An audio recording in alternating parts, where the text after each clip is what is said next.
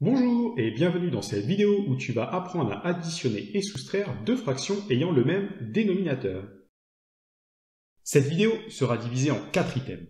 Le premier, où je te ferai découvrir la notion au travers d'un exercice type.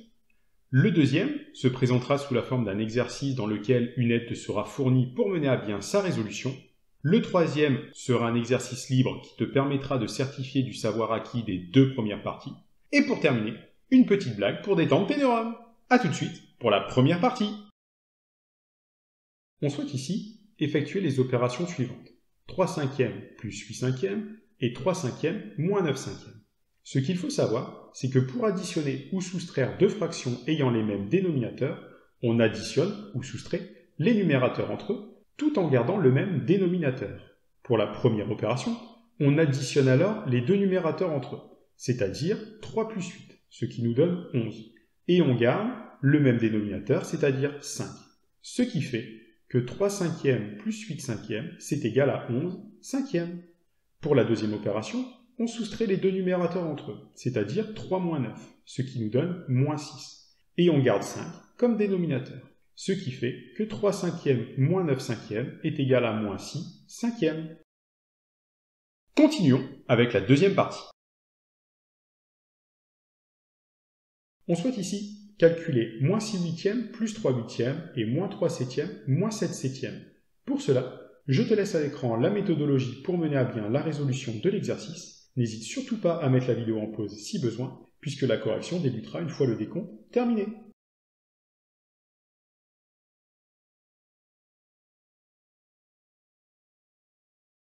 Bien, passons à la correction. Pour la première opération, on additionne les deux numérateurs ensemble. Moins 6 plus 3, ce qui nous donne moins 3. Et on garde 8 comme dénominateur. Donc, moins 6 huitièmes plus 3 huitièmes est égal à moins 3 huitièmes. Pour le deuxième calcul, on soustrait les deux numérateurs. On fait moins 3 moins 7, ce qui nous donne moins 10. Et on garde 7 comme dénominateur. Moins 3 septièmes moins 7 septièmes est donc égal à moins 10 septièmes. Poursuivons avec la troisième partie. Cette fois-ci, à toi de jouer. Tu es désormais en mesure de résoudre cet exercice en parfaite autonomie. Comme tout à l'heure, n'hésite pas à mettre la vidéo en pause, puisque la correction s'affichera une fois le décompte terminé.